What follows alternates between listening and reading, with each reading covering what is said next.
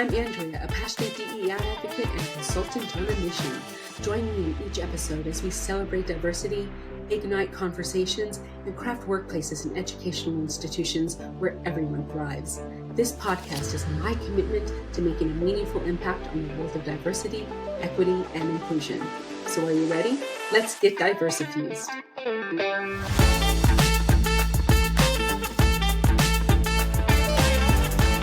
Hello, everyone. Welcome back to the Get Diversifuse podcast. My name is Andrea Horton-Mericli, founder of Diversifuse Consulting and a passionate DEI advocate and ally. In today's episode, we will discuss intersectionality and equity in higher education, creating inclusive campus cultures with our guest speaker, Dr. Kevin Wright. Kevin was raised in the historic West Side of Las Vegas, Nevada. Who knew Las Vegas had a historic West Side? I didn't. But anyway, I digress. With the love and labor of multiple Black women, his upbringing is rooted in Louisiana Southern values.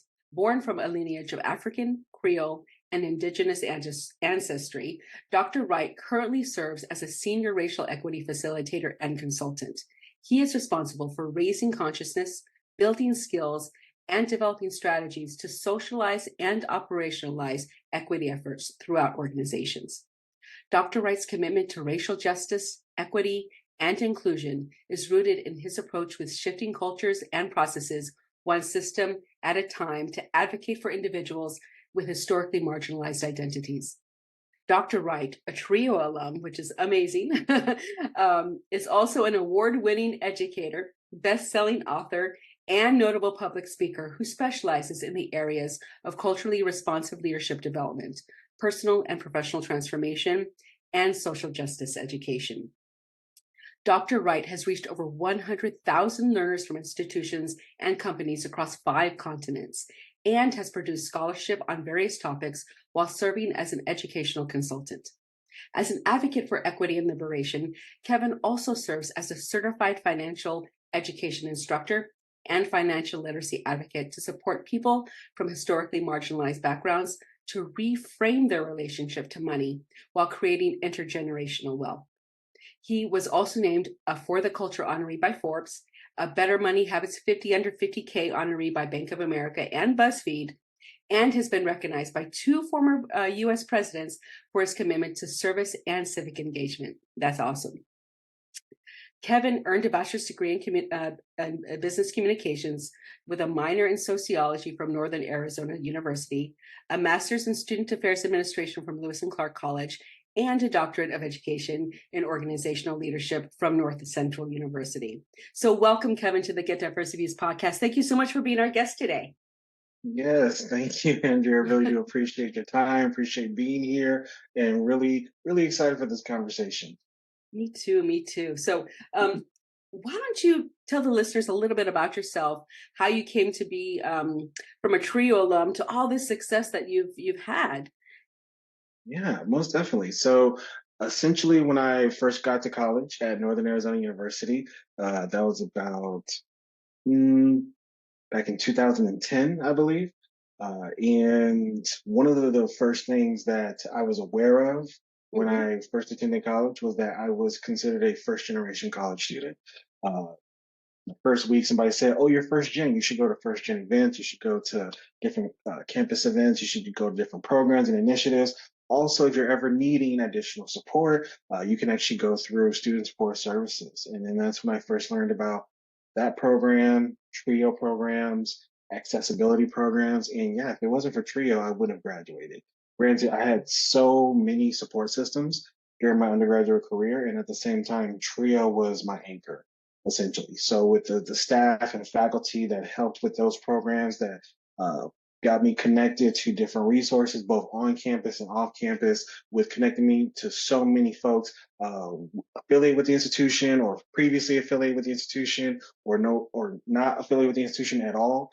They helped me with networking. They helped me with public speaking. They helped me with breaking out of my nervous, shy, introverted shell and became a little bit more extroverted before I went back to being introverted. I would not have guessed, Ms. Kevin, that you were an introvert. Yeah. So if it wasn't for those experiences of like going to student conferences, networking, going to professional conferences, and learning how to write resumes, learning how to write a cover letter, learning how to negotiate salary, but then also finding my passion is also what happened in the middle of that process. While I was being supported by so many faculty and staff members, I realized that, hey, I want to do this. I want to do this for somebody else one day. Mhm. How do I do that? And that's what led me to have a conversation with my hall director at the time, Ulysses Campos. And I asked him in a very, what's the word, irresponsible manner, essentially like, hey, I want your job. And I'm curious about what is required to obtain your job. Again, back in those days, I was a hothead and I was very blunt and I did not always speak my truth responsibly. So I literally walked up to Ulysses. I'm just like, hey, I want your job. How can I get that? Like, I need you to start getting ready to leave your job because I'm graduating in 3 years and I'm gonna take it. Like I was very cocky and That's very hilarious. overconfident because I Oh, knew right then and there where it's just like, hey, this is what I want to do. Like, yes, I'm only a yeah, first year student, but I want to work in this type of capacity. I want to that's serve awesome. people. I want to serve students. So yeah, I get your job. Let's go. And then that's when I learned, oh, well, there's no undergraduate degree for what I do, Kevin. So you would then have to go to grad school. Mhm. And my first initial response was, more school? Wait a minute. I thought we just go to college, get a degree, leave, and then work, Yeah. and then you're done. So when he said graduate school, I was like, so wait, I got to get another degree to do what you do? Like, well, you're helping people. Like, why do we need to? Why do you need two fancy pieces of paper to help people? Like, Yeah. how does that make sense? And then I started learning more about the field of what is called student affairs or higher education administration or academic affairs. There's a lot of different Mhm. nuances to working in higher education or post secondary education. I connected with deans, faculty members, directors, college presidents, and then Wow. eventually I connected with former college president and said, hey, you know what? I want your job now. So how do I get that? And then this person I said, love it. well, you might have to get a doctorate depending on what institution you want to be the leader of. It's true. And in my mind, I just thought, more school? What? How old were you at So this time? I was still the ripe age of 18. So Oh, all I'm wow. being told is like, hey, welcome to college. By the way, we're glad that you discovered what you want to do for as a career. And just so you know, you got to go to school for like 10 years to do it. Yeah. So I just saw it as um, kind of like a reality check, but a much needed reality check. And then I just wanted to figure out, okay, how can I take the first step? How do I take things slow? And then that's what led me to get involved with TRIO programs and student support services. And I was mentored by every single staff member in that office. And they told me about here's what to be mindful of when coming into the field of student affairs and higher education. Here are the conferences, here are the professional associations that you can get involved with. Here are all the glitz and the glamour that you see, Kevin. But since you really want to come into this work, we're now going to show you just a little peek behind the curtain of what we don't explicitly show students because of the fact that Mhm. we're protecting them from that. So, I learned about the nuances of how, while I'm here having a decent experience where it's just like I'm struggling, but I'm not like in the trenches, here Yeah. I am learning about student homelessness and students uh, who are, uh, growing out of the foster care system, students Mhm. who are partaking in sex work in order to pay for their tuition, students who are dealing with domestic violence but can't afford to live on campus, so therefore they have to stay where they're at because that's the only roof over their head. So, students dealing with food insecurity, and it's just like it broadened my Mhm. mindset even more because I was definitely aware that these things were happening. It's Yeah. not that I wasn't aware. It was just more so I didn't realize in terms of how big or how much in what capacity that this was happening. Mhm. Yeah. I'm thinking like, oh, maybe this is impacting a few students, but again, they told me like, Kevin, this is an institution of 17,000 students. We have a big percentage of those students going through these things, and it is our job to Yeah. help those folks. So if you want to get into this work, like, yes, you'll have the glitz and the glamour of like putting on a dope event Mhm. that thousands of students and faculty and alumni enjoy and love and talk about for their years to come. And at the same time, you will also get the nitty gritty work, which is like, hey, if a student comes to you and there's a student that they used to date, now that student is beating on them, but then they've already reported it, what are you going to do if no action has been pursued? So it was one of those things that really helped me realize that, like, oh, okay, so this is the work that I want to do. Now I just have to prepare myself and develop myself to actually do it. And I need to make Mhm. sure that I have enough professional development and maturity to do it, because I learned that a lot of people that come into the field usually leave within their first 5 years of entering it. So for Yeah. me, I was also thinking of like, how can I become, uh, an active and a person who excels in this work, as opposed to another statistic where I come into the field and then I leave within 5 years later. Yeah. And yeah, just Yeah. been doing this one day at a time. Just been engaging with different colleges and universities. Went to go get my master's degree, learned a lot from that experience.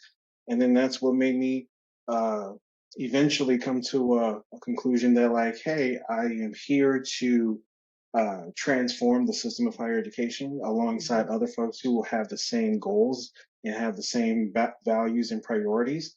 And there's different ways to go about it. And there's beauty in that difference. So therefore, Mhm. I'm now here to maximize on my skills, on other people's skills, in order to make sure that we're not just creating institutional or systemic changes for one college or one university, but for multiple colleges and universities across the country. That's awesome. And so I'm going off top, not topic, but off script here. So You're um, good. you graduate from three different universities, and Yes. they were. Are they all in Arizona? Or what made you No. decide to move around? Was it to get like the larger school experience compared to the mid-size to the smaller, and Yes. just for people who might be our listeners who might be also interested in pursuing student affairs type work at higher education institutions. Another question Yeah. is, while you were getting your master's and your doctorate, were you also working on the campus as well to get more exposure in student affairs type work? Yeah, no, that's totally great question. So all the institutions that I have attended, uh, they are in three different states and they are three different types. So I attended Northern Arizona University. Around that time, they had about 17,000 students, but they have grown tremendously over the past few Mm. years. I think I just recently read a I just recently read an article that says I believe that they welcomed in 28,000 students Oh for wow, this year. So that's I forgot awesome. how big the incoming first year class was, but I know that total. So uh, the students that are attending that institution right now, it equals out to about 28,000. So they That's have awesome. grown tremendously. So around the time that I was there, it was fairly smaller, and it was public, and it was in a different, it wasn't even necessarily just in a different state, it was also in a different climate. So again, I'm from Las Mhm. Vegas, Nevada. So it's Yeah. we deal with heat more than anything. So to Mhm. go from triple digit summers to double digit below zero winters Mhm. Yep. was a very interesting experience. And then where I got my master's degree, Lewis and Clark College, that's in Portland, Oregon, and Ooh. that is a small private liberal arts college. So I went from a public institution to a private institution. I went from an institution that had 17,000 students at the time to then transitioning to a college that had 3,500 students.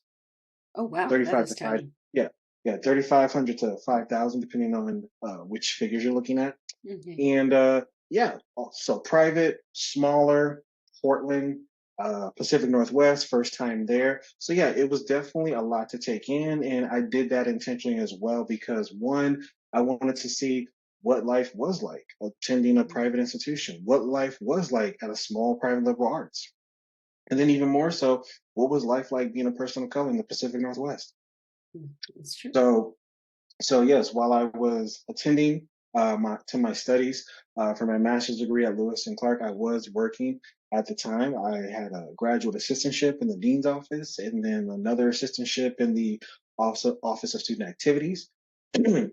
I had two internships. One was in service and leadership programs, and then one was in trio programs. So it's kind of like a full circle moment where it's like Mm. I'm actually, granted, it's in a very nuanced capacity, but I'm now working for the program. That is the reason why I Mhm. graduated. Mhm. Granted, it's trio at another institution, but trio is still trio. So I felt so grateful to just be in that position because of the fact that Mhm. I didn't think that I was going to have the opportunity to work within a trio program so soon Mhm.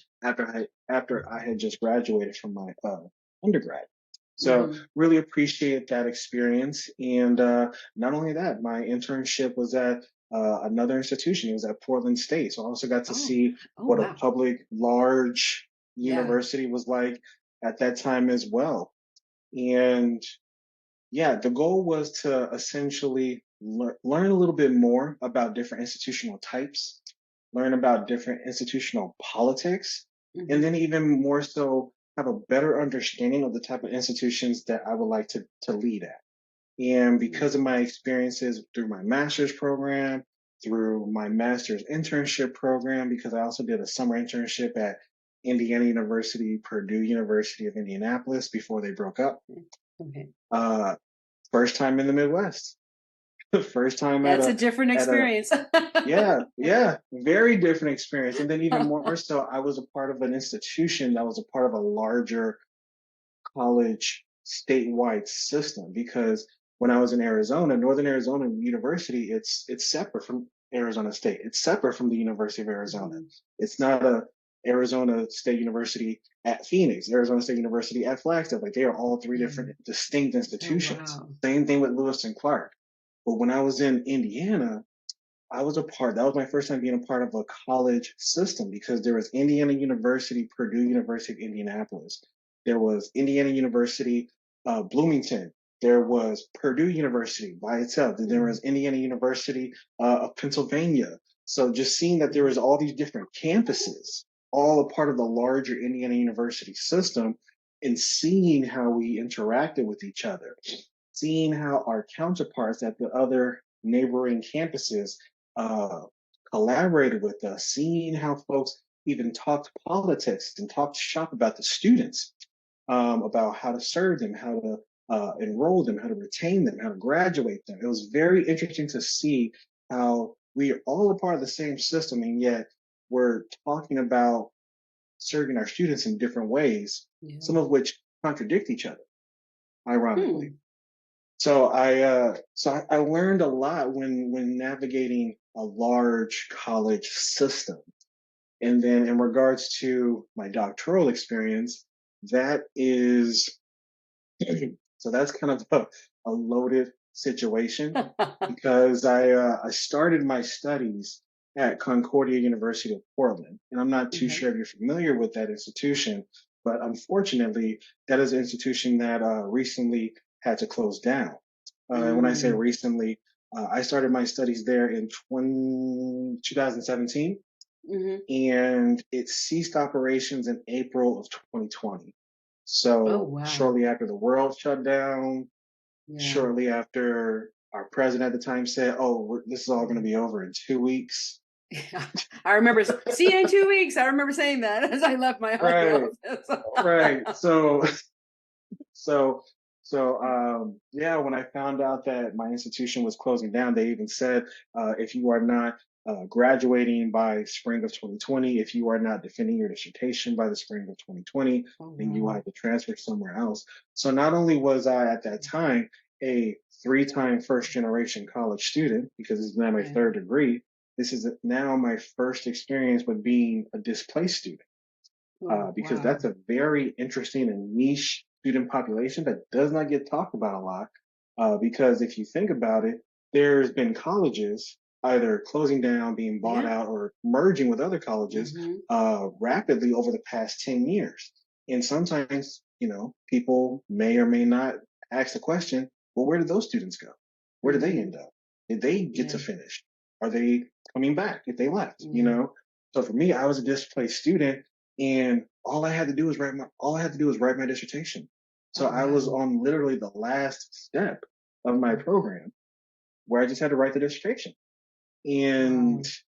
that after a lot of searching, after a lot of mourning and grieving and a lot of anger and frustration, Of I course, saw it yeah. as like, okay, you know what? This is my final degree. I just want to get it done. I have so many more things that I haven't gotten to yet. But for right now, the doctorate needs to get done. One of my mentors, Dr. Jimmy Patton, he said the best dissertation is a done dissertation. And if he didn't tell me Amen. that, he always told me the first half of the word done is do. So Ooh, I do like that. Yeah, it. I like so that. so yeah, he always reminded me of those two phrases. So yeah, I found another institution, luckily enough, that honored my credits and honored Yes. my research topic and gave my dissertation chair a contract to serve as a part-time Wow. faculty member and dissertation committee chair. And yeah, then basically I was told, hey, we're not going to bug you, Kevin. We understand that you are simply here to write your dissertation, collect your data, code it, and defend. Right. So you and your chair, whatever y'all need to do, go forth and be prosperous, and then we'll figure out the rest later.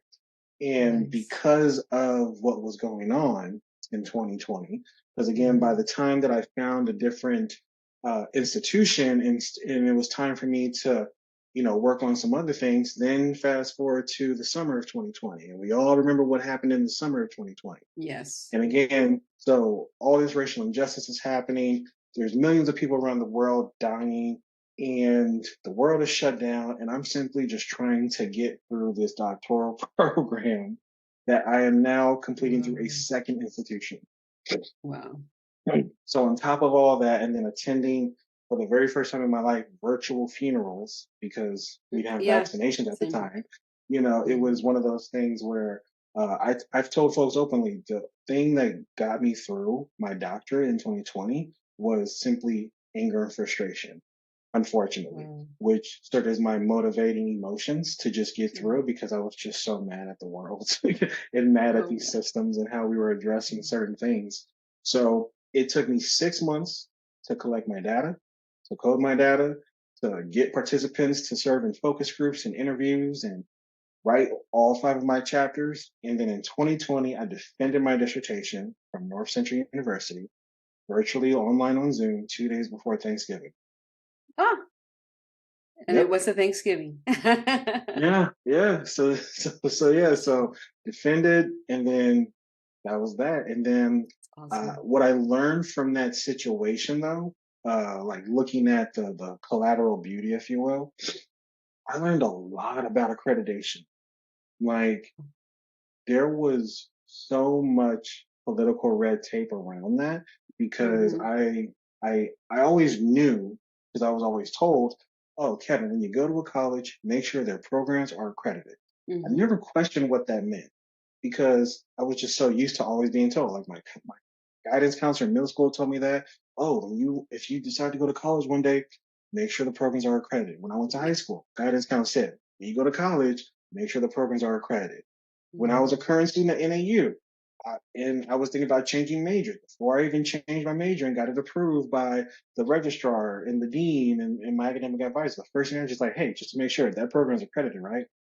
Cool. I Good. never knew what that actually meant. Mhm. But as a doctoral student, and then also around this time, I had at least 5 or 6 years in the game of working full time in higher education because I was working uh, 5 jobs part time while I Ooh, was pursuing a master's degree. I was working and I was working full time in one job while pursuing my doctorate. So after having all these experiences and learning about the ins and outs of higher ed, when mhm. people were telling me like, "Oh, Kevin, for you to transfer, you need to make sure that the accreditation bodies have similar criteria that is in alignment with Mhm. each other." Yeah. And this is when I started learning about accreditation of like online institutions, accreditation of private institutions, accreditation of public institutions, 4 year Wow. institutions, 2 year institutions. And while I learned a lot and I appreciate what I learned, I also was able to make a very conscious decision that knowing that this was my exposure into accreditation politics, Mhm. this is still a professional development opportunity because this is something that I'm going to need to be mindful of and consider for when I want to lead an institution. If I'm serious about wanting to be the dean of students, the vice president, or even the president or the chancellor of an institution, I Mhm. need to be current on accreditation politics. If Mhm. I'm leading an institution that doesn't have any, like not a single accredited program, I'm clearly doing something wrong, Yeah. right? So I learned so much under the by far the worst circumstances that I could imagine. Wow. Maybe that's why they happen to you. So you Yeah, can be probably. even better at what it is you want to do or what it is you're doing actually. So Mhm. yeah, you never know. Yeah, I always believe that things happen to us for a reason. Sometimes there are bad things that happen to us, but there's always a reason. That's my belief. So right. And that's something that I always remind myself too. Like in the moment, it sucks because yeah. I understand that, like, you know what, this is really annoying. This is very inconvenient. And at the same time, it is happening for a reason, even if one, I never even learned what the reason was. Yeah. And two, even if the reason is something that I don't even agree with, I know it's Mhm. happening for a reason. And I'm more broad in the sense of like this is happening because of multiple things. This is happening because of my decisions. This is happening because of my lack of decisions. This is Mhm. happening because the universe deemed it so. This is happening because my God said that I have to live this portion of my life in this way, right? And it comes just from so many different avenues where it's like I understand that this is happening for a reason, and at the same time, I just want to get through it. I hear you. I hear you. Yeah. So thank you so much for that wonderful, for lack of a better word, bio and just insight into how you got to where you are. So Mm, that answered a lot of questions, I think, for our listeners who would like to pursue similar careers, and mm, um, and hopefully they know that it's. I love that you got to get it done. You got to do it to get it done to reach your goal. So I love that.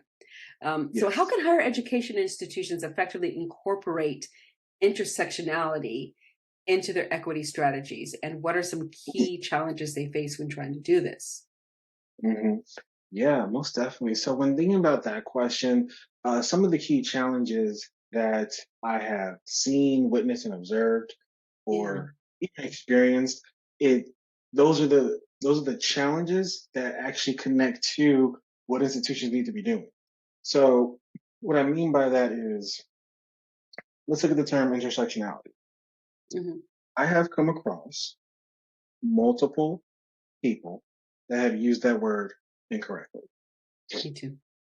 And I am not excusing myself from that same situation because when I first learned about intersectionality, Hmm. I thought I had a good understanding of it until a mentor sat down with me and said, "Hey, in case no one has had a conversation with you, Hmm. that's not intersectionality." And this person led with empathy and said, so what Dr. Kimberly Crenshaw was talking about was systems. Yes, she's talking about identity and people. However, at the same time, she's also talking about systems. The way that you were thinking about intersectionality, Kevin, was that the responsibility is put on the individual who holds the intersectional identities. But in actuality, Dr. Crenshaw was talking about intersectionality in the framing of we need to understand and be mindful of the systems that impact us because of our intersectional identities. So therefore, if there is a system that benefits you because of your gender but doesn't benefit you because of your race, you need to Hmm. understand why is the system designed like that. And then even more so, how can we change it? What is Yeah. required in that change, and then who all is going to be a part of that change accordingly. So, in regards to some challenges that I've seen, is the first one is developing common language. So, in my uh, many years of doing this work, I've noticed that when I walk into a space and I ask folks, what is diversity? Hmm. What is equity? What is inclusion? What is intersectionality? What is racial equity? What is social justice? No matter what verbiage you want to use, Mm-hmm. more times than not, I come across so many different perspectives of these terms.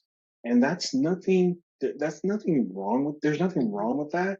And at the Yeah. same time, what I've experienced with these different perspectives is that many of them are usually inaccurate to the actual definition of these terms. I have been in the room where, I kid you not, almost half of the rooms thought that diversity, equity, inclusion, and intersectionality all meant the same thing, and that they were actually Oh, just wow. synonyms of each other. Yeah. And then that's what I learned, that a lot of people are synonymizing these terms as opposed to Mm-hmm. actually understanding the unique, nuanced, individual technical definitions of all these terms. So Mm-hmm. the first thing that institutions got to do is develop a common language. Does your president know what intersectionality means? Does your coordinator know what intersectionality means? Does everyone in between that spectrum of the organizational hierarchy understand what intersectionality is? And even more so, are you able to identify how intersectionality plays out in your specific functional area? Because that also is the beauty of the dynamic uh, nature of the word itself. Because intersectionality in, say, career services is going to look completely different when you think about intersectionality in student activities. That's only Yeah. because both functional areas have different outcomes, different Mm-hmm. charges, and different levels of responsibility to the students, right? So in retrospect, career services and student activities shouldn't be putting on the same programs. They shouldn't, Mm-hmm. because then that's where people get caught up in, like, well, just treat everybody the same and do everything the same for everybody. It's just like, there's nothing wrong with equality, and at the same time, if we just do all the same stuff for every single person, Mm-hmm. we're assuming that that is what is advancing our work, which actually it's not. Hence why there's a need for equity. Yeah. Another thing that folks need to understand is the history of higher education. It is no secret that when you think about higher education, specifically within the confines of the United States, was initially designed to advance cisgender, heterosexual, white Christian men. Mm-hmm. Yeah. And then eventually white women were allowed to attend college. And even then, men were being taught how to become clergy, and then, or white men were learning how to become clergy. White women were being taught how to be better wives. Such a robust curriculum, right? Mm-hmm. And that was up And until like the mid 1950s and things like that, maybe even a little later, that women went to school. A lot, I wouldn't say all women, but a lot of females, cisgender females went to school to meet a husband. So, mm, oh yeah, yeah. that was the unfortunate narrative. Like, the only reason why I'm allowing you to go to college is because Mm-hmm. I'm expecting you to bring back home a husband, not a degree. Exactly. Yeah. Yeah. So yeah, so things like that, right? So when you think about the fact that we have colleges and universities that uh, admit different, various types of student populations, sometimes what I've learned is that people get stuck on that first accomplishment, which is like, well, Kevin, like, anybody can go to college. Like, anybody can submit an application, we'll review it, and then we'll let them know they got it or not. And then we'll provide them with financial aid. Depending on their circumstances, they can get in classes, they can have access to all these resources. So, yeah, like, what does the history have to do with this? And it's just like, what I try to get people to understand is that giving folks access to come into a campus communal environment is one thing. Mm-hmm. Having those students that historically were not allowed to even walk on that campus or within 50 feet of that campus is another thing.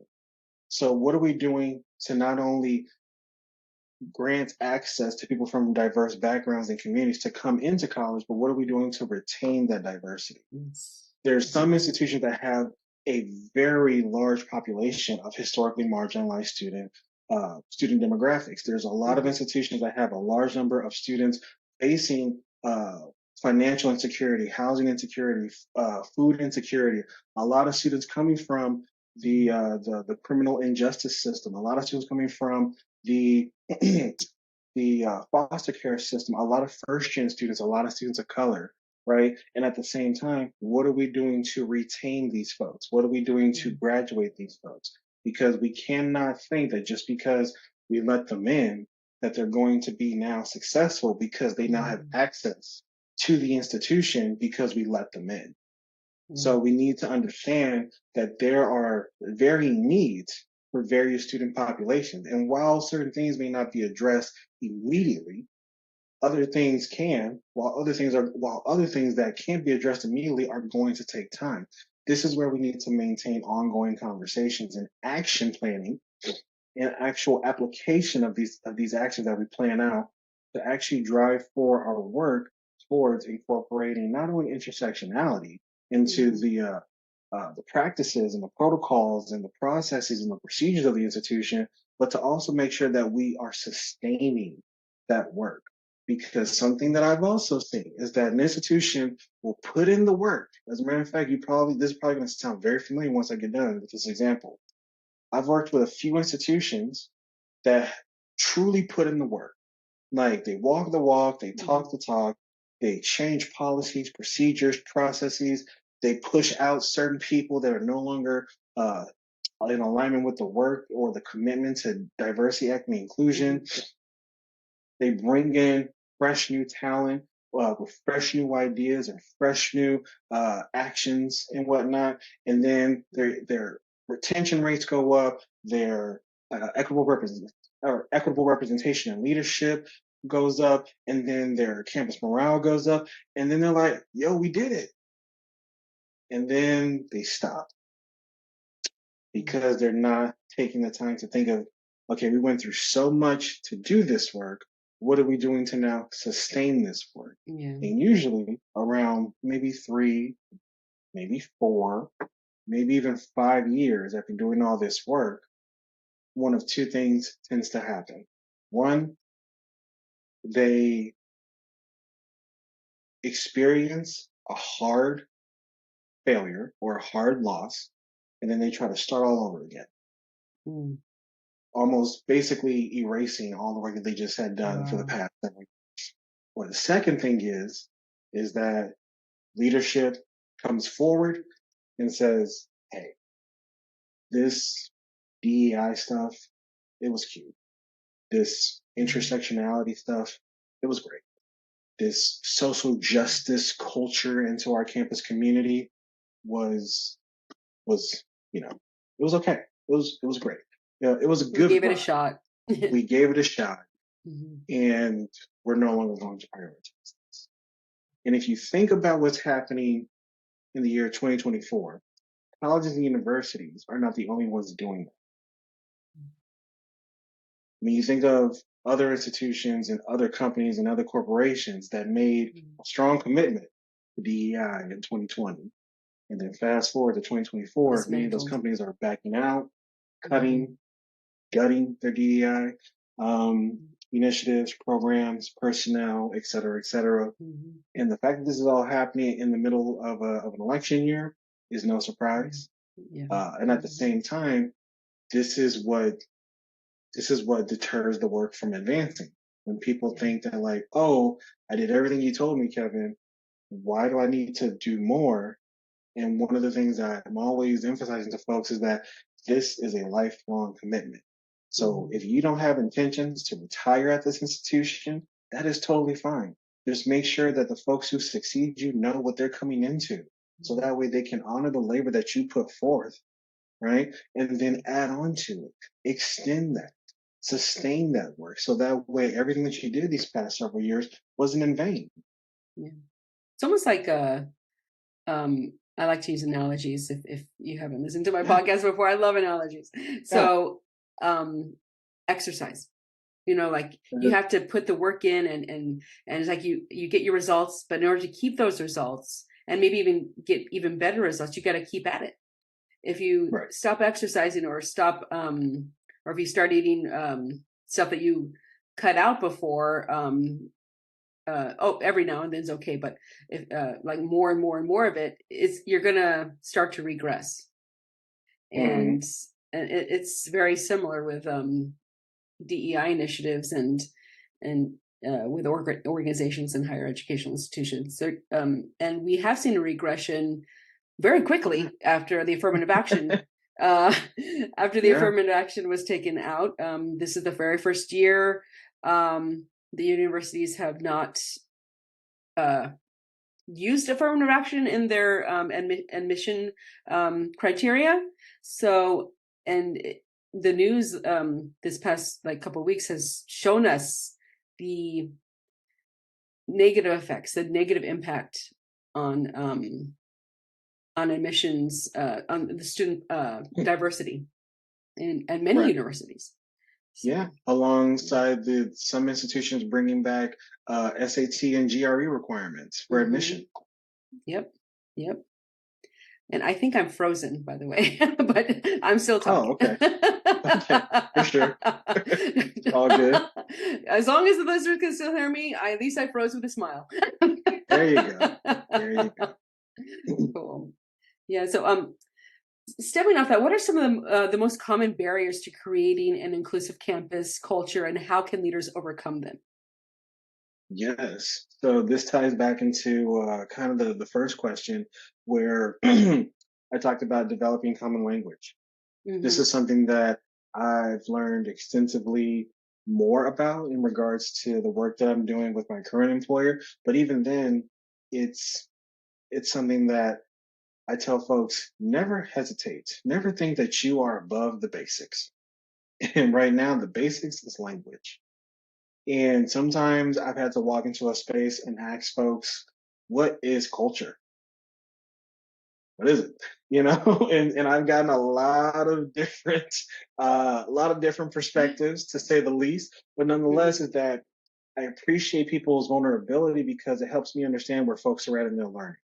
It also helps me understand what folks have been told, what folks have digested, and what folks have internalized as their truth. And there's nothing wrong with that because just like I wasn't around for your entire upbringing. I didn't work at Mm-hmm. every single office that you worked at. I don't have the mentor that you have. I don't have the support networks that you have. So the fact of the matter is that I understand that when you come into a space that I'm a part of, you are walking in knowing that you are a culmination of the people that you granted access to you. And you have yeah, you're essentially a culmination of all of that. You're a culmination of their advice, their wisdom, Mm-hmm. their guidance, their perspective, Yeah. their opinion, and you have Yeah. absorbed pieces and parts of that to form who you are and how you think and what you believe. I understand that, right?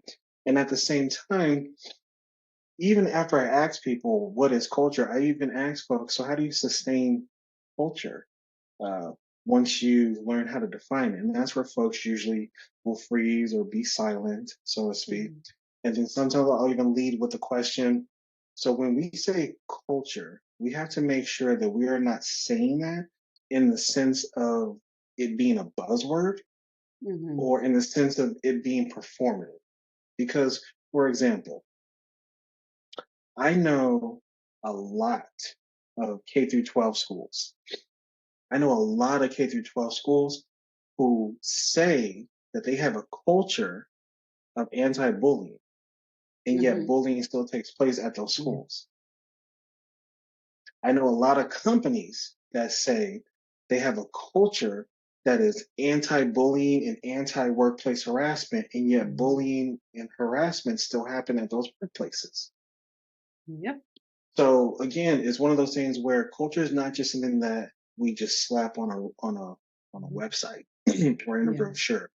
Culture is the practices, the beliefs, and the norms and the actions, the shared, agreed upon actions that align with the the organization's values and priorities. So when we talk about an inclusive campus culture, right, we need to be mindful of how are we breaking those words down.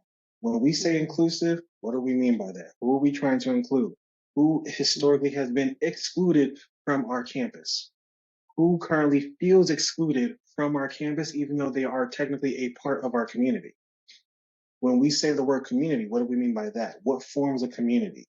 When we talk about our campus, are we just talking about our main campus? Or if we're one of those universities that has like 6 satellite campuses, are we also considering those folks as needs?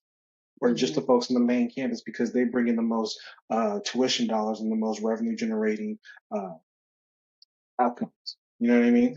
So, and then even so with culture, what are the shared values, practices, language, and customs of this campus, of this Mm-hmm. community? Who was a part of creating those customs, those ideologies, those practices, those values? Right?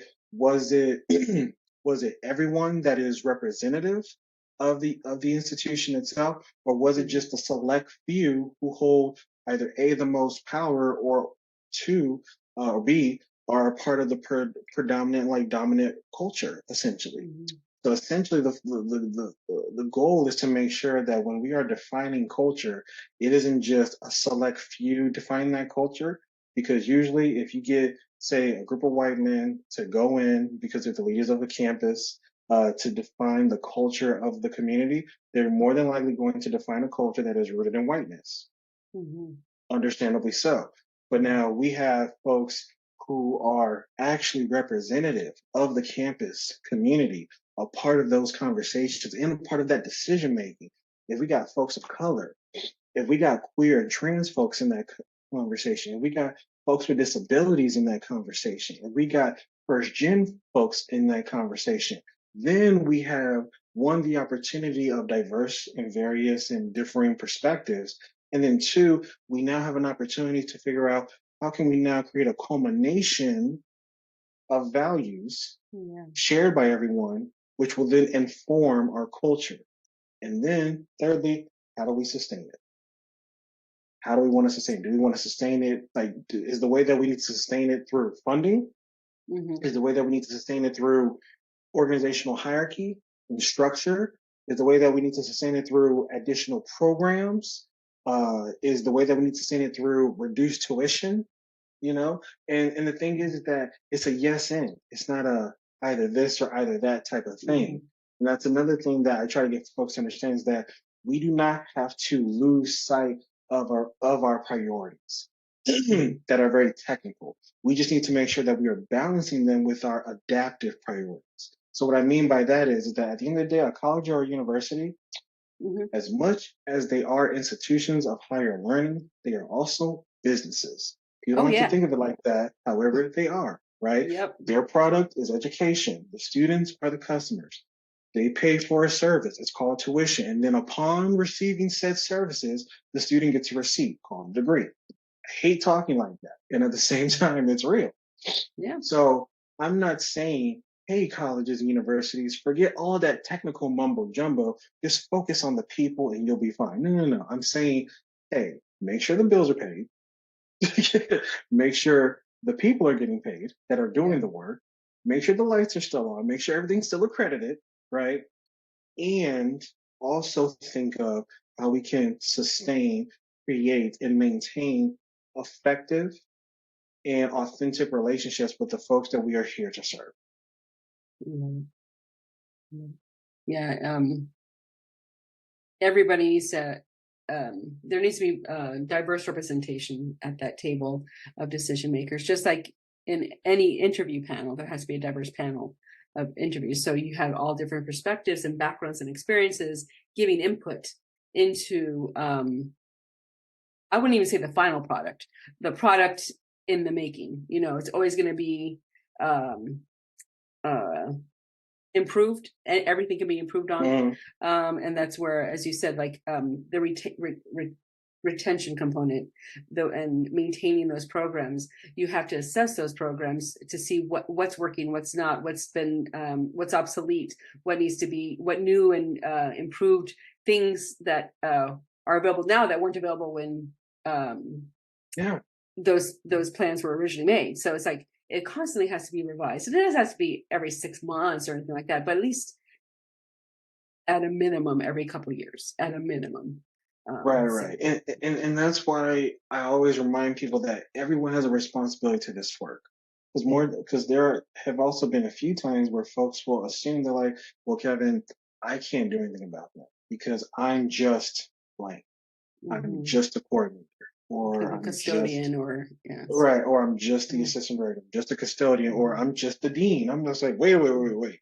Just Just a dean? What do you mean just a dean? Like, do you not realize how much responsibility you have to this institution? Like, you're not just a dean, you know what I mean? You're not just a coordinator. Y'all were hired for a reason, right? So I also try to get folks to understand that this doesn't necessarily have to be or need to be a conversation of just like, oh, what does the president do? Because whatever they're not doing, they're the reason why it's not happening. So therefore, everything Mhm. is their fault. While that may be true in some situations, that's not always the truth in all Mhm. situations because of the fact that sometimes the barrier is the board of trustees. Sometimes the barrier is whoever the governor is of that state. Sometimes the Mhm. barrier is the lack of resources provided to that institution. Sometimes the barrier is how much money DOE provided to that institution, or how much state funding the institution Mhm. received, or how many donors the institution has. Right. So taking into account that there's always various barriers, right? We need to take the time to understand what is within our control, what is not within our Mhm. control. As much as we want to solve all the institution's problems within one academic year, we need to determine what do we have the capacity and the resources to address this semester? What do we Mhm. have for next semester? What do we have for the Mhm. next academic year? What do we have for the next undergraduate cohort, which is 4 to 6 years?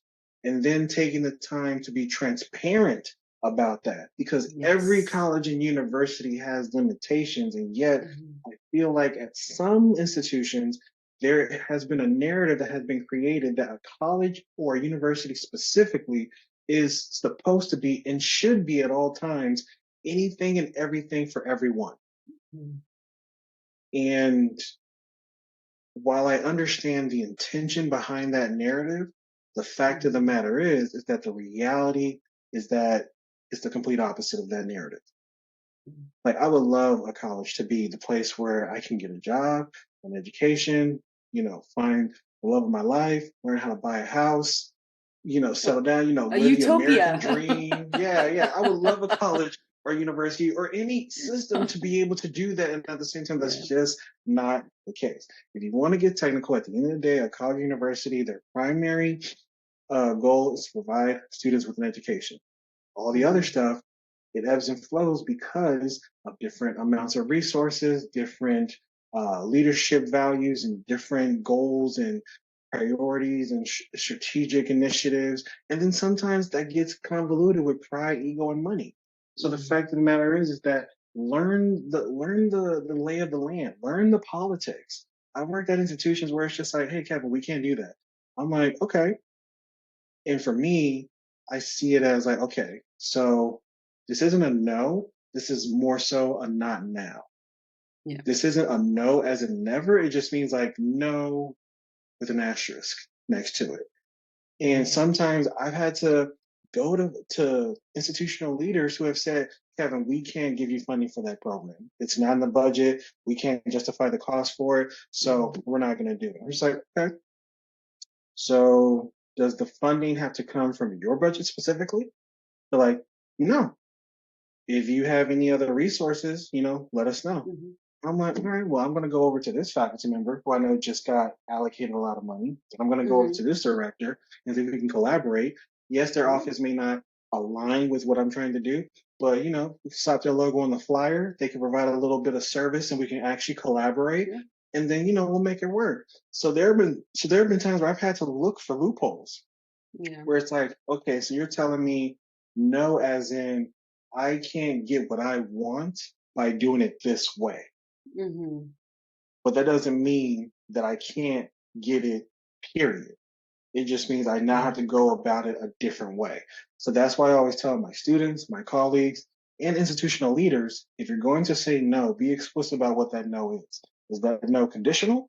Is that Mhm. no unconditional? Is that no with an asterisk? Or is that Mhm. a no as in like, this will never happen no matter what you do, no matter how many resources you have, this is not going to happen? Because if I would that's hate the to get no that that you're answer, giving, but yeah. right, right. Because if that's the no that you're giving me, I need you to be a little bit more explicit because otherwise, Exactly. all I'm hearing is that you want me to do things differently to get to the same desired outcome. That is I loved that whole answer of how all these examples that you gave of how to create inclusive campuses and barriers that are often seen. So thank you so much for that insightful answer. So next question, can you share examples of culturally responsive leadership in action and its impact on student success and how that leadership better supports underrepresented students? Yes, most definitely. One of the things, or actually two examples that come to mind, uh, are one, there's an institution that created a new position, or actually redefined a current position, but then gave it a new title. It's at Virginia Commonwealth University. A good colleague and buddy of mine, I believe, is the chancellor or the vice chancellor over there. And what I really appreciate, other than the fact that he's an amazing mentor, Dr. Aaron Hall, is that he is one of the many folks that has always uh, taught me to always lead with a curious mind and lead with empathy, and to not lose sight of the fact that at one point in time, you didn't know any of this stuff that was going on in higher education, so you led with assumptions. And it took a whole group of people to debunk or affirm those assumptions. So therefore, you got to be mindful that there's another generation of students doing the exact same thing. And the reason why I bring that up is because of the fact that at Virginia Commonwealth University, they have a position that was revised. And at many institutions and universities, they have a dean of students, right? Yeah. And when you think of dean of students, what comes to mind for you when you think of a dean of students? Like in terms of like their job or their role? Overseeing a lot of like student facing positions that offer services to help students be successful in their endeavors at the university. Lots of meetings, lots of meetings, and relationship building with internal and external stakeholders to make sure new ideas for services and stuff are being presented to the approval makers at the university for future, hopefully future services for student success. That's what I think. But I don't know if I'm 100% correct or. No. You're definitely on par. And the thing is that that's your perception, right? With my perception, when I first heard the title Dean of Students, I'm like, oh, so is this like the person I like snitch on faculty to, or like the dean? You know what I mean? Like the dean. Well, you of were students, a little hothead. Yeah, I'm like, so you a dean? So like, what do you do? Like at first I thought like, oh, you need to, because when I first had a situation where someone said, "Oh, you're needing to go talk to the dean." I didn't hear the word "the" in that sentence, so I could have sworn that they said you need to go talk to dean. And I'm like, "Who's dean?" They're like, "Not dean is not the name, Kevin. Dean is the title." I'm like, "Dean is the title, so somebody's name is also a workplace title."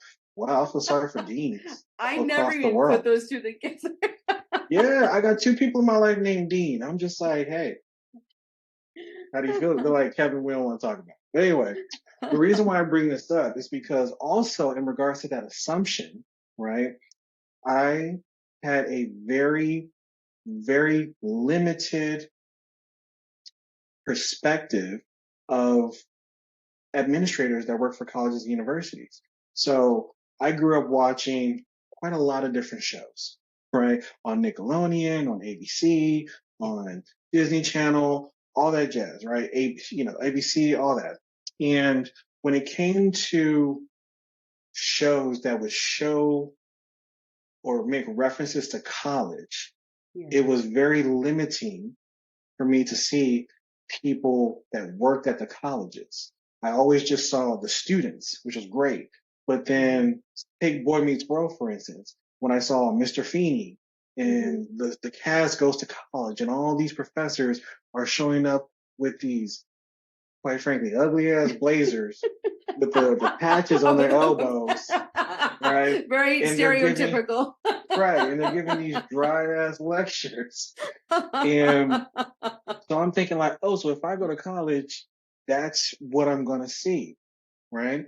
And the thing is that many students today, even if they've never seen shows like Boy Meets World, have that same type of assumption to a certain extent, where it's just like, oh, when I get into a college, it's going to be stuffy. People are going to be wearing the ugly blazers with the elbow patches, giving these dry lectures. And that's I don't think I actually had not the one case. professor that wore that. Right.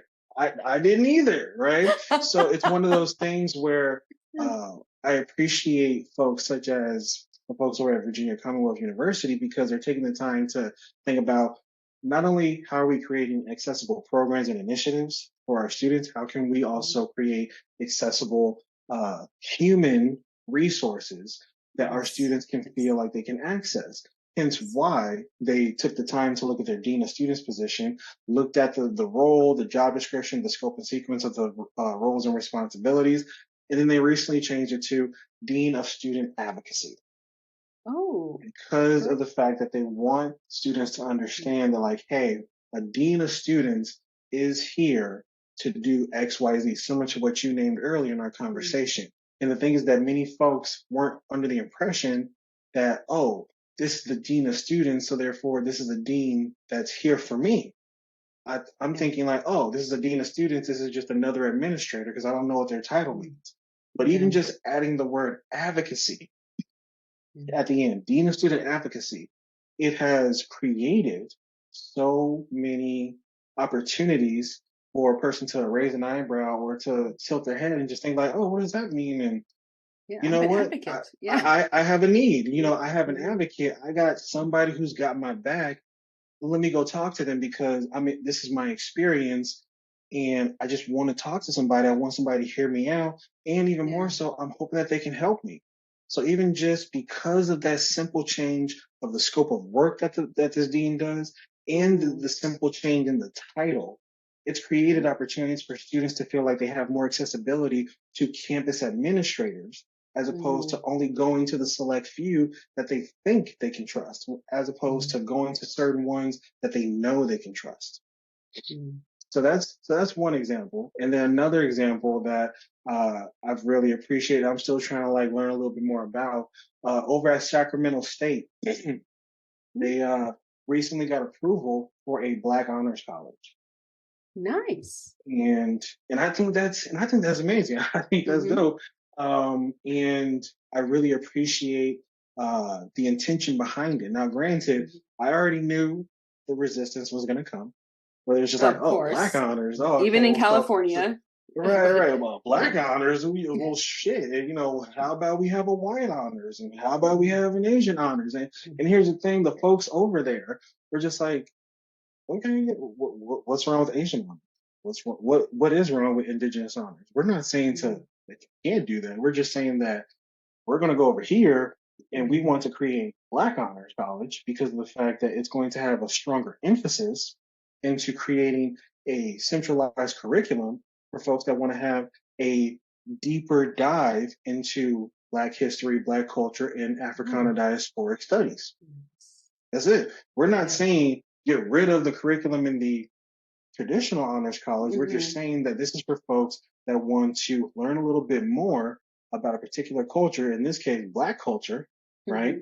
And the fact of the matter is that when you think about accessibility in college and curriculum and whatnot, not everyone gets the opportunity to go to a historically Black college university. Not everybody's institution has a department that is solely devoted to critical race studies or race and gender studies, right?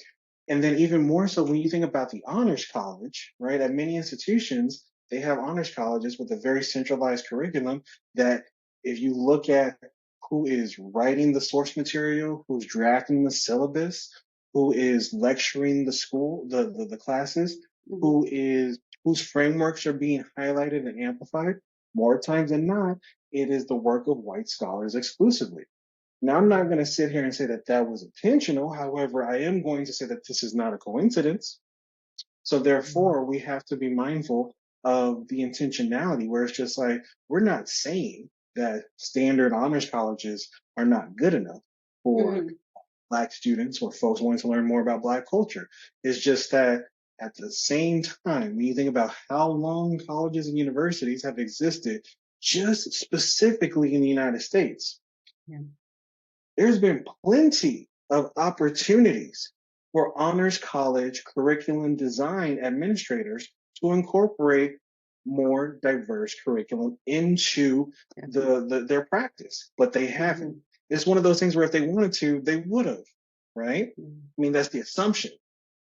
And yet it hasn't happened everywhere. It hasn't even happened in most places. Maybe it's happened in a sprinkle of a few places, but nonetheless, I appreciate the fact that folks over at this institution decided we want to create something where folks can uh, learn more about the culture, learn more about the contributions of black folks and Black labor, especially as relates to the confines of how this country was even built. Yeah. So I don't know how much has already been accomplished with the Black Honors College initiative over at Mhm. Sacramento State, but nonetheless, I am paying very close attention to it, as I know other folks are too. Because the reality also is that as much as there are many people that want to see this thrive, there are just as Oh, many people that want to yeah. see it fail. Yep. So I'm paying very close attention to it because I think that this is going to set a standard and set a Mhm. precedent for how do we incorporate and amplify more diverse curriculum across all aspects of the campus Mhm. community. Because even more so, the Honors College has been a very niche unit of academia, which has gone unchecked on many college campuses, where it's just like, hey, Mhm. what is so special about the Honors College that we can't incorporate a little bit more equity? Yeah. So now we're raising the bar, we're asking the right questions, and we're creating some things. And that's why I Awesome. appreciate the leaders over there at Sacramento State, because while they don't know me and I don't know them, I am just in awe of just Yeah. observing and watching about how this is all unfolding, how they went through even the state legislature to get this approved and they got it. Like Awesome. I want folks to at least understand that even if you don't support this initiative, I want you to at least respect what folks went through to even get it, and to Mhm. get it to have it come into fruition. Yeah. That is awesome. Yeah. I mean, it does take a lot. There's a lot of, just like many organizations, a university is an organization, there's a lot of red tape and a lot of approval Yes. processes and review processes that need to happen before anything can even be partially approved. So it's like frustrating and very, very time consuming and time intensive. Hmm. So that is like kudos to Sacramento. And I I'm almost positive that that's going to make their student population, just having that honors college, is going to make their student population more diverse. Um, and that's a wonderful thing. So I'm hoping that they're doing some great marketing and advertising of that program. I hadn't heard of it, so I'm going to check it out. So thank you for alerting me Yeah, to yeah, for sure. it. So let's go to our next question. What role do faculty administrators play in fostering an inclusive campus culture that supports all students, and how can they be trained to recognize and address the unique needs of students from intersecting marginalized identities? Yes, most definitely. So in regards to that question, I have seen a lot of the us versus them narrative. Mhm. Because when you work in higher education, there's auxiliary services, there's athletics, which is sometimes its own thing, sometimes not its own thing. Uh, Academic affairs, there's student affairs, there's classified staff, there's so many different areas within the Yes. personnel and Yep. the staff and employees. And the biggest two divisions usually are academic affairs and student affairs. So student affairs is folks that may not be formally teaching full time, but are providing different services, Yeah. resources of support and initiatives that are primarily outside of the classroom, whereas academic affairs is usually faculty, provosts, deans, directors who are primarily responsible for things that happen within the classroom, as well as potentially if they like facilitate like a lab course or something, things that happen within the community. And what I have seen and what I have also done is that I always try to assess what exactly is the relationship between faculty and staff at institutions.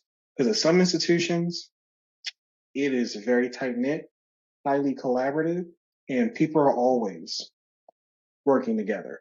Mm-hmm. I've been in some institutions where there was a faculty, almost at least 1 to 2 faculty at every committee meeting that was student affairs based, and vice versa. I saw student affairs staff members, at least 1 to 3, at every committee meeting for academic affairs initiatives. So there was always that collaborative spirit, right? And at the same time, I've seen the complete opposite. I've seen where I've been at institutions where when I ask them, what is the relationship between academic affairs and student affairs at this institution? People have explicitly said, well, Kevin, I teach and they do the other stuff. I was like, Wow. okay. So thank you for letting me what you know and what you perceive them to do. Mm-hmm. Now, my next question is, what do you do with them? Usually I get crickets. Usually I get silence. Usually I get awkward stares. And I try to get folks to understand that, like, hey, it should never be you versus me. It should be us versus the problem. Yeah, And because right you're serving the now, same student population and you want them to be exactly. successful. And that's something that I always have to use as an example to get folks to understand where it's just like, hey, if little Johnny is a first generation student at your campus, right? Mm-hmm. And they have found themselves to be trusting in you as a faculty member and you as a student affairs staff member, but yet you two don't mess with each other. How is that going to impact little Johnny? What are the chances that now little Johnny will graduate knowing that 2 key anchored resources that Johnny trusts are in conflict with each other, mm-hmm. and are not taking the time to think of like, well, it's not you versus me. It's us making sure that Johnny gets what he needs. Exactly. And sometimes pride is caught up in that. Sometimes ego mm-hmm. is caught up in that. Sometimes people just have a lot of assumption making that happens in that as well, mm-hmm. which is why I always try to get folks to train each other and to have more critical dialogue and also some literally hands-on training to learn about how the work complements each other. Faculty are very particular about pedagogy, how they teach. Mm-hmm. Student affairs practitioners are very particular about what frameworks they use, whether it's theoretical, anecdotal, research oriented, in terms of how they're serving the students and supporting the students outside the classroom. I always ask the question, how can your pedagogy support their frameworks? How can your framework support their pedagogy? Mm-hmm. Where's the commonality? And then also, is this stuff relevant? Are your pedagogies relevant to the current generation of students?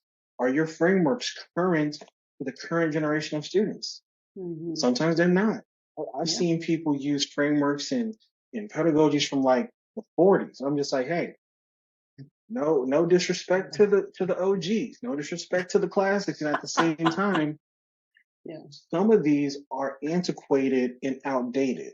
Like yes, there are some canonical frameworks and pedagogies that will literally be effective to the end of time. And I'm not talking about those, right? I'm talking about the stuff that literally has been heavily scrutinized for over 50 years. And the last time a mass gathering of educators were to use these pedagogies or frameworks was over 45 years ago.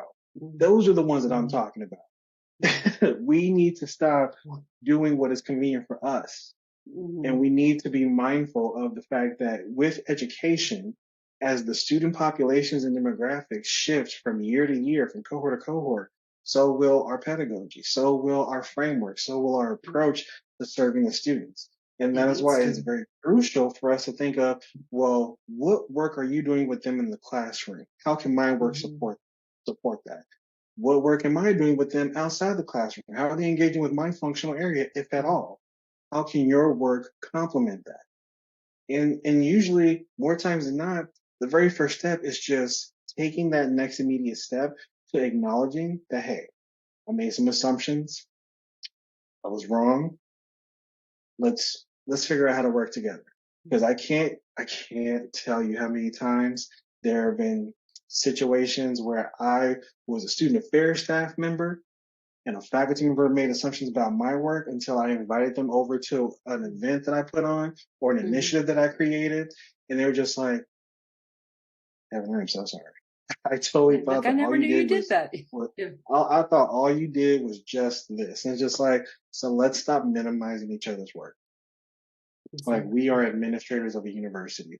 All of us Mhm. had master's degrees, doctorate degrees, honorary degrees. We all have so many credentials that we earned or were awarded for different reasons, and that needs to be acknowledged. We weren't just planted here.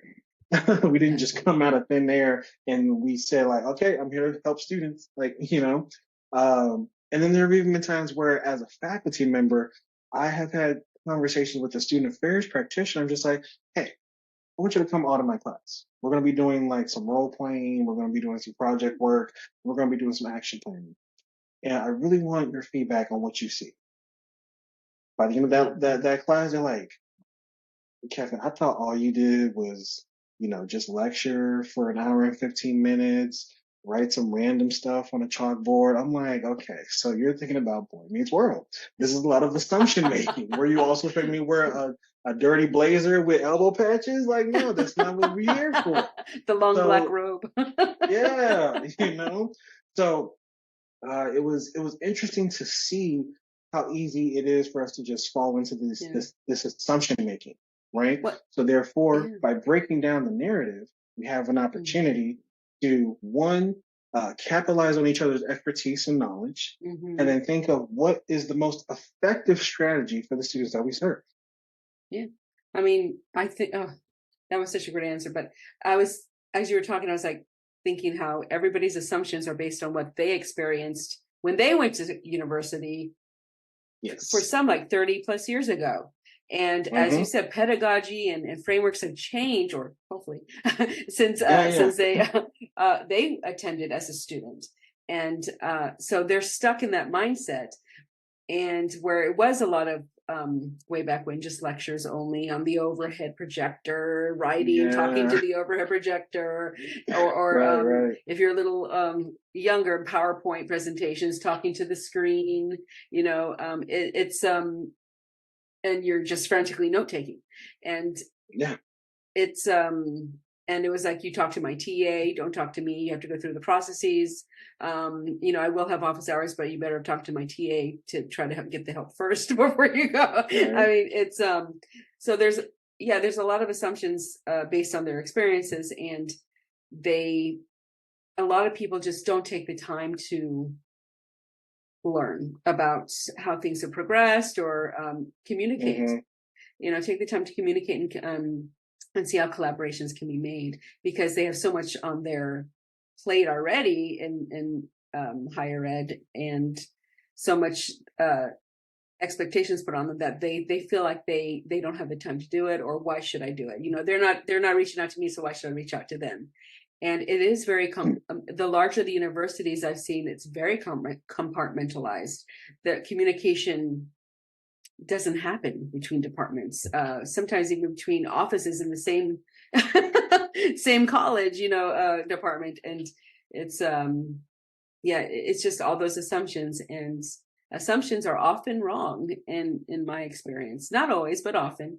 And so Right. yeah, so yeah, we should always just take the time to ask questions, at least, or communicate. Or as you had said, go audit a class. I love that you invited that student affairs member to audit your class. That's wonderful, because their experiences they're going to bring back to the office, and they're going to start communicating. And I don't know if other people have asked to audit your classes, or if other things have been happening, but it usually has a somewhat of a slow domino effect. So, Mm. did you see anybody else wanting to audit your classes out of curiosity? Yeah, I've had quite a few folks out of my classes before. And then even if it didn't result in an auditing of a class Mhm. or coming to a program, so to speak, I would always try to always create an opportunity for folks to just learn about what I do by trying to involve them as best as possible. Because there have even been times where a person will say review or witness something that I did and will give constructive feedback and say, "Oh, Kevin, I don't think that this did the best job at this. I think this could have been better. I think this could have been better. I didn't like that, and I don't think that this helped our students." And it's just like, okay, so this tells me quite a few things about the person. This tells me that one, they either don't know how to give feedback, or they're intentionally giving feedback in this manner to belittle me or belittle my work. But then two, this creates an opportunity where it's just like, hey, I'm not here to argue with your feedback. Here, instead, I am here to process what that could look like in action. So with that being said, this event is going to happen again next semester. Or hey, this event's is an annual tradition. I would love for you to be on the planning committee with me. So that way, one, I'm not losing sight of your feedback. And two, your actions, your expertise, your perception can be a part of the planning process to make this even better. How does that sound? And sometimes people will be like, well, I don't know. It's just like, More work. hold on. Here's an opportunity for you to get involved, right? And not just be a spectator. And now you backing out. What's going on? And then there's been a few times where it's just like, Kevin, I would actually love to do that. And then we became the best of friends because I'm just like, if you wanted a seat at the table, all you had to do is just tell me. I mean, we got like 30 people on this committee, so I don't know what else needs to happen, but it's okay. And that's why sometimes when people are providing feedback, whether it's staff, faculty, or students, I also see it as like when a person's providing feedback, sometimes the way that they are providing feedback is they're trying to indirectly make an ask because they're trying to have a need met. And sometimes the way that they go about communicating that need doesn't land in their favor. So when that person came to me and was just giving me all the reasons as to why the event was wrong or not good to them, I saw it as, so there's a need not being met. And I'm assuming the need is this person did not feel connected to the event. This person did not feel involved in the event. What could I personally do to change that? Hence why I gave them the opportunity to serve on the committee to help me plan next year. And they loved it. They had a great time and a great experience. And that's when I realized, I'm like, oh, they wanted to feel connected. And it's interesting how often faculty and practitioners, as full-time staff members and full-time employees, tend to crave the same things that our students are wanting. They want a place where they feel like they belong. They want a place where they feel like they're included. They want a place where they feel like they can see themselves in. And that is totally fine to have that want, to have that need. It's just that as a full-time staff member, I would hope that you'll be able to communicate it to me differently than how the student communicates it, because of the fact that you've been around the block a few times. You're no longer green. You're in the system. If you want to be a part of this, come on over. Like, the water's fine. You just got to let me know how you envision this to be different. And just know that not every little thing that you suggest will be done. However, every little thing that you say will be considered, because again, we are working as a team. It isn't just the John Doe or the Jane Doe show. This is, nor is the Dr. Wright show. This is a team effort. And so therefore, everyone has a responsibility to this work. And what I saw you doing is that while you were trying to give feedback, you were actually trying to communicate a need. So think about how you can role model this in front of a student, so that way they now know how to advocate for their needs, because sometimes the way that they communicate their needs, if it gets lost in translation. Here I am thinking that you hated me, when in actuality you just wanted to be on the committee.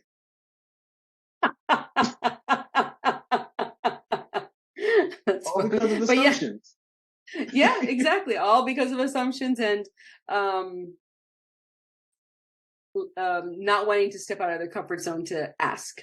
And it's So last question, Kevin. Yeah.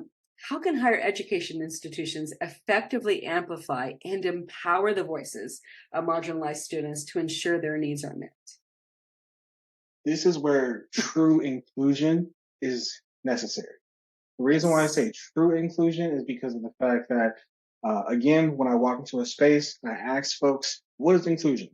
More times than not, I'll hear people say, oh, having a seat at the table or making sure that they're involved in the conversation or a part of the committee, Mhm. making sure that everyone feels included in every single way.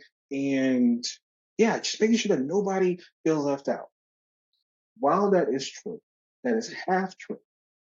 True inclusion involves that first part, which is, yeah, trying to include diverse perspectives, trying to get Mhm. folks a seat at the table, trying to make sure that folks don't feel left out. Yes, that is definitely part of inclusion.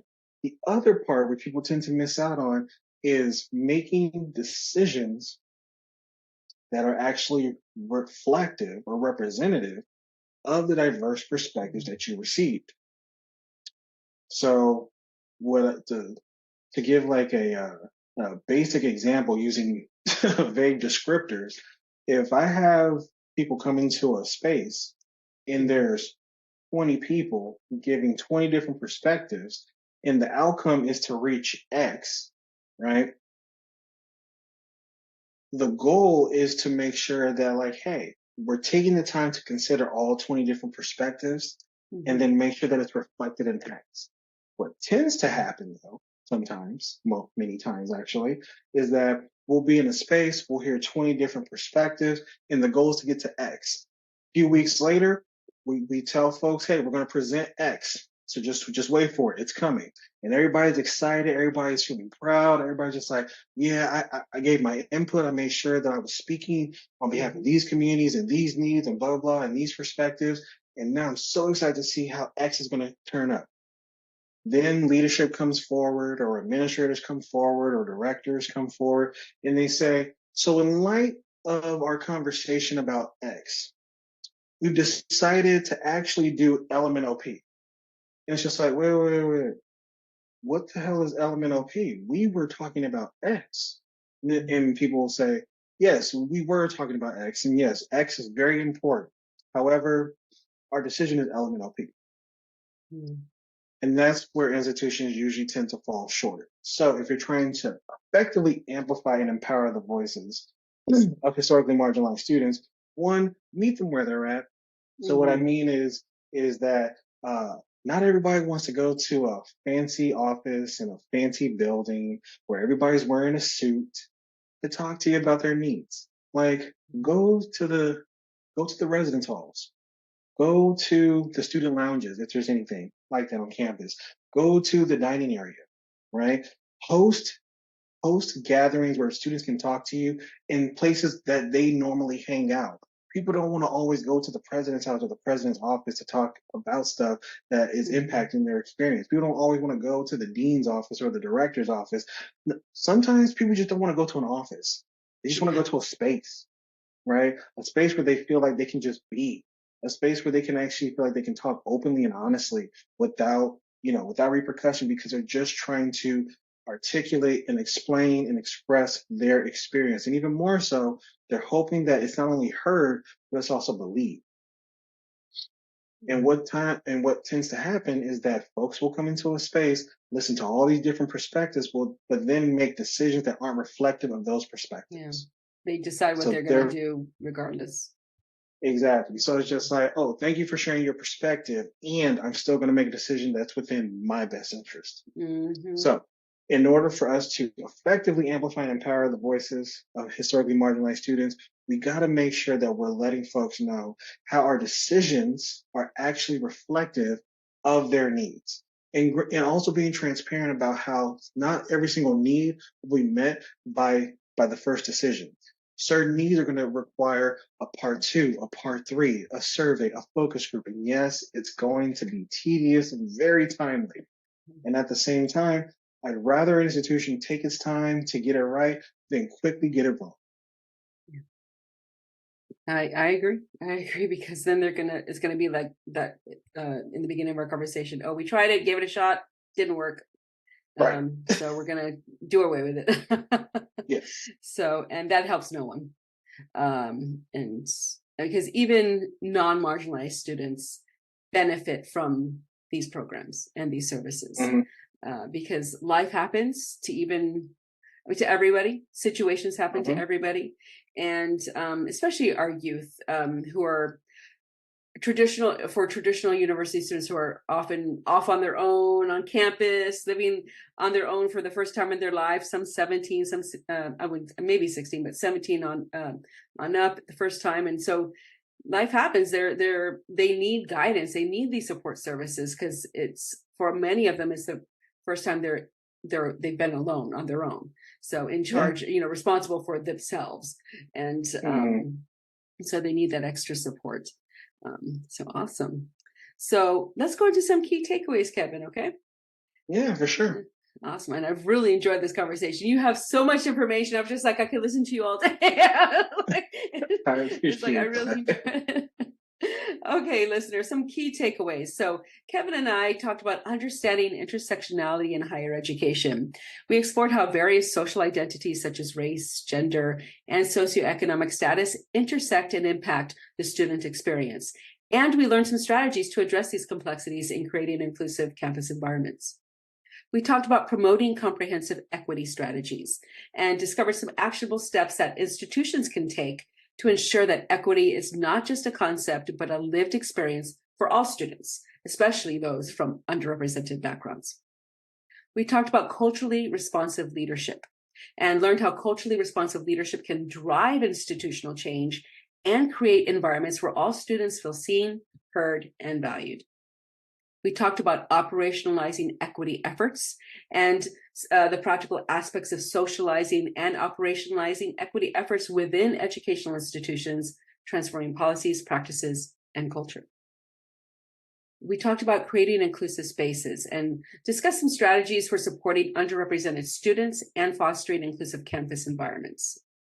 We talked about systemic change and the role of higher education institutions in driving systemic change to achieve greater equity. And we talked about empowering marginalized voices and the necessity of empowering marginalized voices within higher education to create a truly inclusive environment. Do you have any other key takeaways, Kevin, for our listeners today that I may have missed? You got it all. Thank you. You captured All it right. beautifully. Thank you so much, Kevin. All right. So let's go into some next steps for our listeners. I always like to leave our listeners with some calls to action, things that they can do, resources that they can refer to.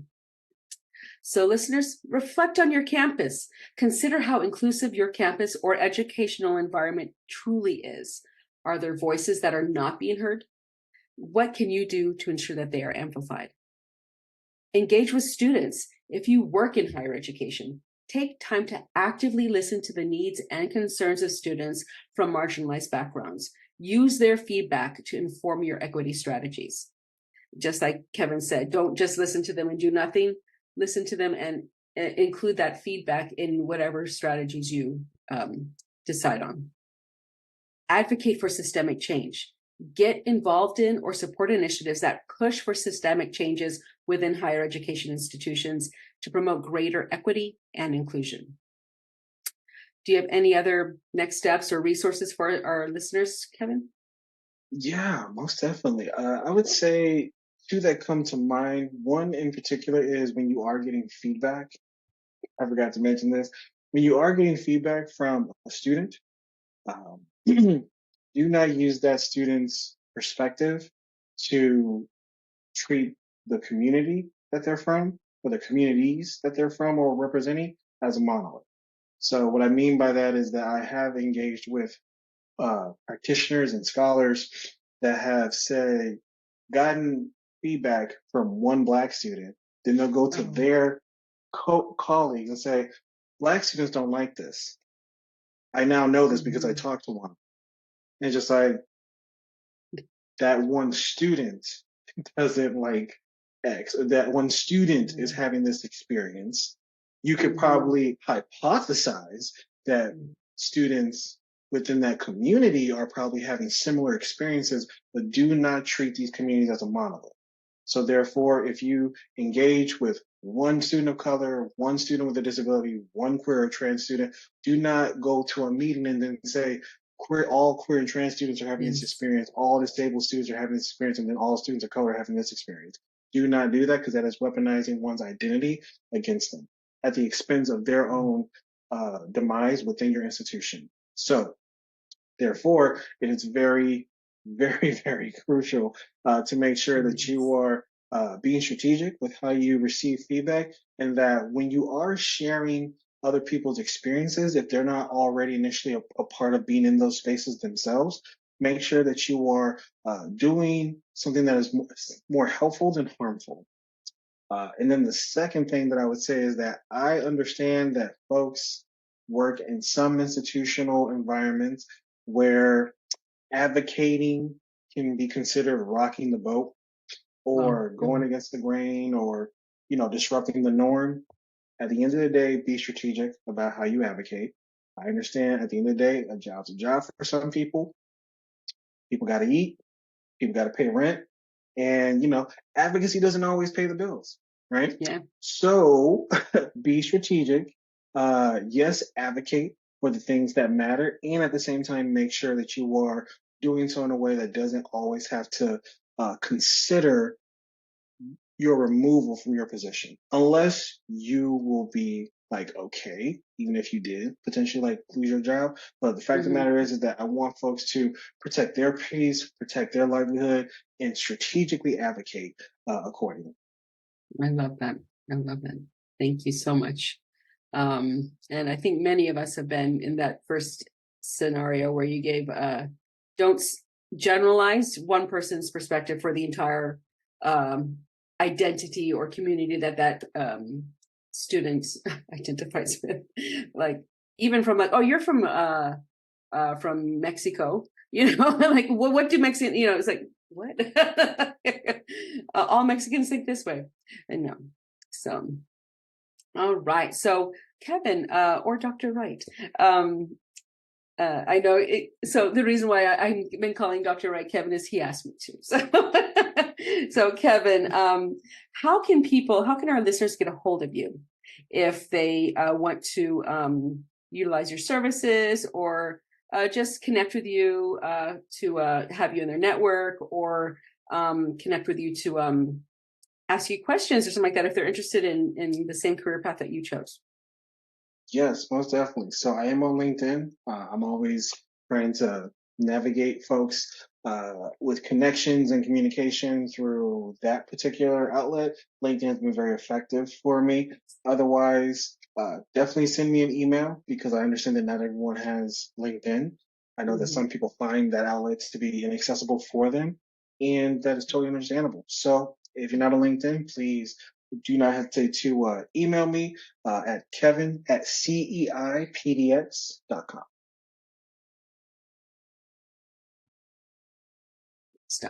All right.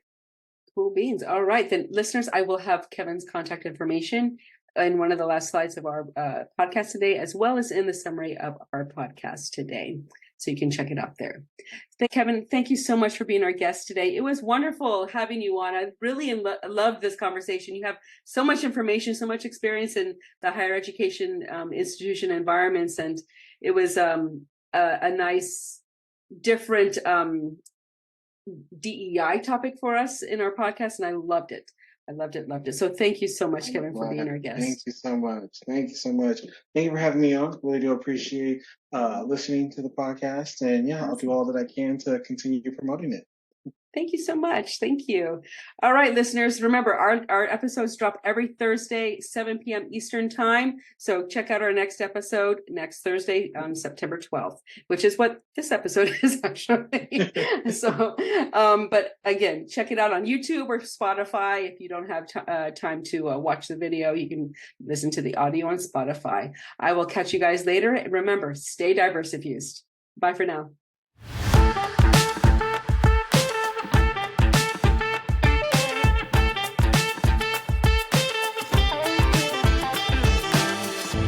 Want to be a guest speaker on the Get Diversifuse podcast, I'm on the lookout for guests. So if you're passionate about DEI and would like to share your unique insights, experiences, or success stories, I want to hear from you. If you're a fellow podcaster who's passionate about DEI, let's swap the mic and amplify each other's voices. If you're interested in being a guest, reach out to me at andrea@diversifuse.com and I'll send you the link to our guest interest form. Hope to hear from you soon. Remember, stay Diversifused. Now go out there and make a difference. And as always, for more strategies on building inclusive workplaces and communities, check out Diversifuse. We're here to guide you on your DEI journey. Make sure to visit our website at diversifuse.com and follow us on social media for the latest happenings, blog posts, tips, and events.